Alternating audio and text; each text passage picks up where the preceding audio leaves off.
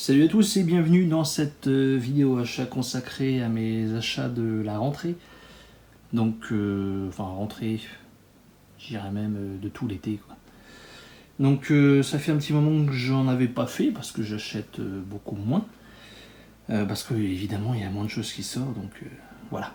Enfin bon, pas besoin de se justifier, hein. Juste, voilà, j'attendais d'avoir la quantité nécessaire pour pas faire une vidéo de 3 minutes, quoi, qui sert à rien. On commence avec cette BO de Red Sonja, donc Calidor, sorti chez Quartet, donc qui correspond approximativement en termes de date de sortie, à peu de choses près, c'est la même chose que le Steelbook, quoi. Donc j'avais déjà une ancienne version, dont je me suis séparé, et j'ai pris celle-ci. La cover d'origine à la base, c'est celle-là. Bon, je suis pas très fan. Donc ce qu'il y a de bien quand il y a des covers réversibles comme ça, tu choisis, et moi j'ai choisi, et je trouve qu'il y a de l'églingue celle-là, mine de rien. Donc il y a la BO en stéréo et en mono.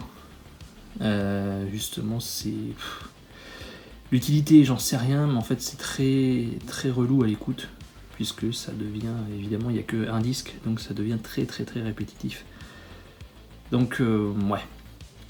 Bon, l'important c'est que tout soit complet dans une qualité audio satisfaisante, c'est le cas. Donc bon, je regrette pas mon achat, hein, mais mine de rien, l'écoute c'est un peu lourd. C'est pas un truc que t'écoutes tous les jours. Firestarter de Tangerine Dream. Donc ça, c'est sorti il y a quelques mois, on va dire, et ça a mis du temps à arriver chez nous, je sais pas pourquoi. Enfin bref, c'est pas le problème. Donc Firestarter, film de Mark Lester, film ouais, un peu moyen quand même. BO, c'est pas extraordinaire non plus, mais je sais pas, j'aime bien Tangerine Dream, je n'aime pas tout, mais sur Firestarter ça marche bien. Évidemment ça marche mieux sur le film qu'à l'écoute isolée comme ça. Bon, c'est pas très grave, hein, je conserve, c'est pas nul, mais c'est pas la perfection non plus. Donc ça c'est sorti chez Varese. Celle-ci j'ai mis du temps à la rentrer parce que on va être honnête, hein, c'est pas du tout la meilleure de la série. Donc ça c'est la saison 4. Ça tient sur 2 CD, vous voyez, il y a la blinde. Ce qui est marrant c'est que je viens de la prendre et il y a la saison 5 qui viendra d'annoncer. En BO je parle, hein, évidemment, je savais que ça sortait sur Netflix. Mais en CD, la saison 5 vient juste d'être annoncée, donc ça, je vais les acheter QAQ finalement. Donc bon, c'est pas très grave. Mais de toute façon, je les prendrai toutes.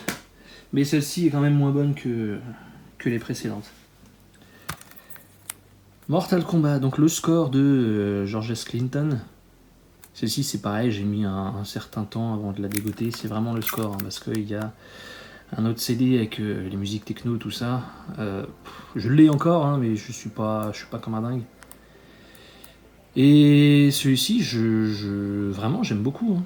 J'aime beaucoup, évidemment, ça me rappelle le film.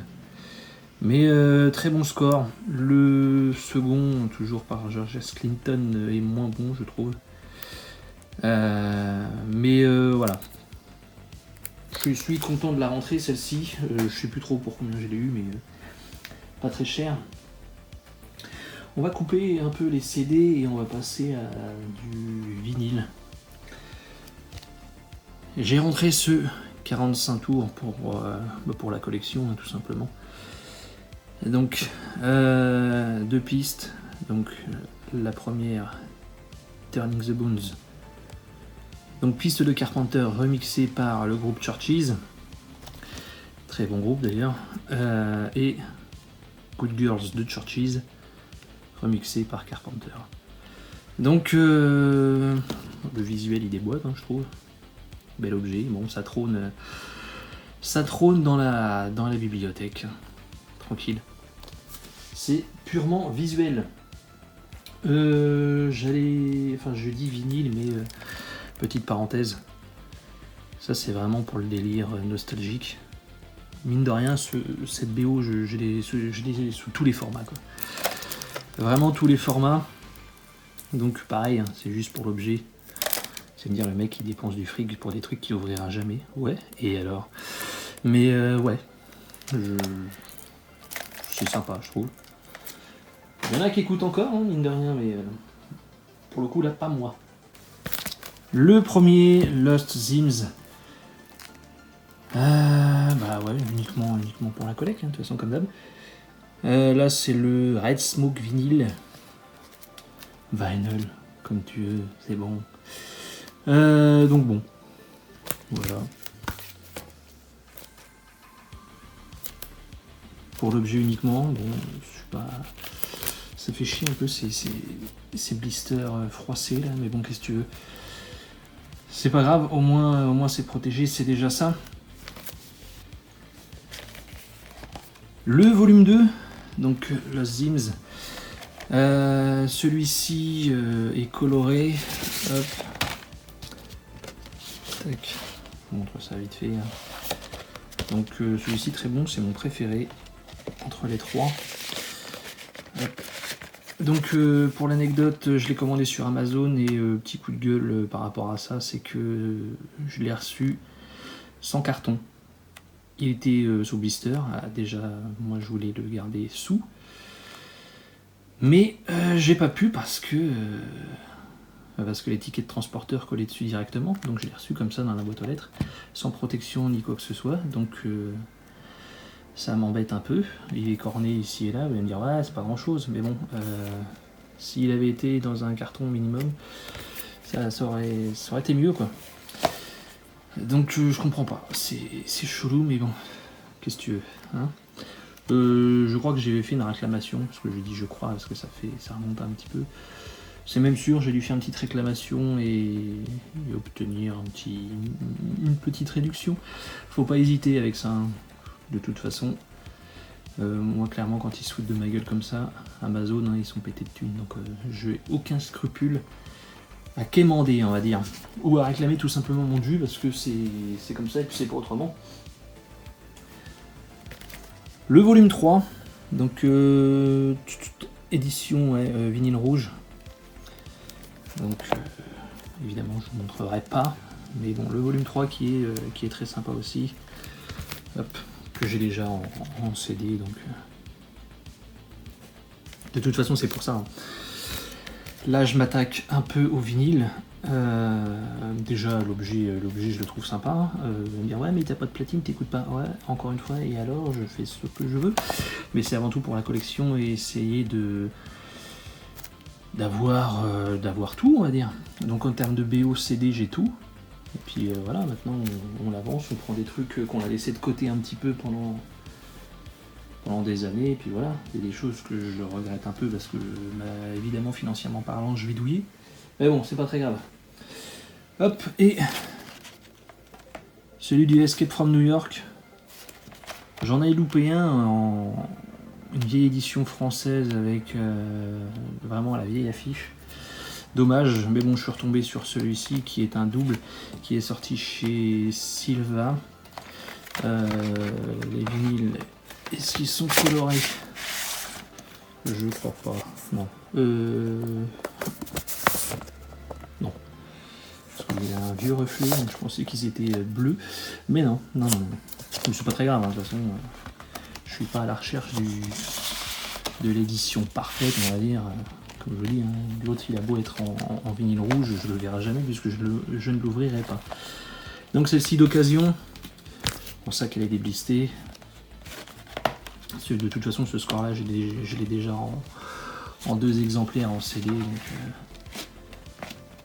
ouais, plutôt cool. On revient au CD avec donc ce score de Breakdown de Basile Polidoris. Score que je cherchais depuis un petit moment, et là j'ai réussi à faire une petite affaire petite affaire sympa. C'est le boîtier qui est abîmé, hein, ce n'est pas la cover. Mais bon, les boîtiers comme ça, c'est une galère à échanger, parce que bon, j'en ai pas beaucoup, il faudrait que j'en commande, mais enfin j'en ai même pas du tout. Faut que j'en commande pour remplacer certains, mais j'ai la flemme en fait, parce que ça coûte pour plus cher de frais de port limite, donc bon. Donc le score sur 3 disques, évidemment, moi je trouve que les disques 2 et 3 ne servent à rien, puisque c'est des alternates. Mais bon, score sympa, qui change un peu pour du Polydoris. Ça reste cool, c'est une bonne ambiance. Vous voyez, il a même pété là. Donc limité à 3000 exemplaires. Pour l'instant, ça semblerait exact parce que il n'y a pas eu de réédition et de restock et compagnie. Par contre, celui-là, c'est autre chose. J'ai mis du temps aussi à me lancer. Donc, le Titanic de James Horner. Voilà. Qui est normalement limité à 5000 unités. Mais non, clairement, il y en a beaucoup plus que ça. Beaucoup plus. Le nombre de fois où c'est ressorti. Donc le terme 5000 unités sur celui-ci ne veut absolument rien dire. Donc voilà, je l'ai reçu encore une fois avec un... On voit mal évidemment, bref, il y a un petit truc là sur le visage comme par hasard. Une belle balafre. Donc très bon score. Très bon score. CD1, CD2, ok, parce que c'est le score complet. Par contre, le 3 et 4, ça sert absolument à rien. Puisque moi, les sources, c'est les musiques au violon, les conneries là qu'on entend dans le film, ça m'intéresse pas du tout. Et les alternates, encore une fois, bref, voilà. Tant que tu ne l'entends pas dans le film, en fait, moi, ça m'intéresse pas les versions, quoi. Je dis pas que c'est nul, mais ça m'intéresse pas. Donc, je vais pas montrer dans l'autre, dans le breakdown, mais en général, quand c'est des boîtes comme ça, il y a un petit livret avec. Voilà. Donc, content de la rentrer enfin. Celle-ci, j'ai pris mon temps. Clairement, j'ai pris mon temps. Et enfin, Poltergeist, sorti chez FSM, donc Film Score Monthly. J'étais pas chaud pour la voir parce que je suis moins fan de celle-ci que du 2. Mais mine de rien, c'est parce que j'avais une vieille version du 2. Évidemment moins complète. Et là, à la réécoute, faut dire que c'est pas si mal en fait. J'avais vraiment des... Clairement, ce score-là, j'en avais rien à faire en fait. Mais à l'écoute complète, c'est pas si dégueu. Donc, je préfère toujours le 2, hein, mais je fais mon petit mea culpa sur celle-ci, qui mine de rien remonte dans mon estime. Donc, content de rentrer cette version FSM. Voilà, c'est tout pour cette vidéo, en espérant que celle-ci vous ait plu. Donc n'hésitez pas à me le faire savoir dans les commentaires, à vous abonner si ce n'est pas déjà fait. Et puis moi je vous dis à très vite pour une prochaine vidéo. Ciao tout le monde.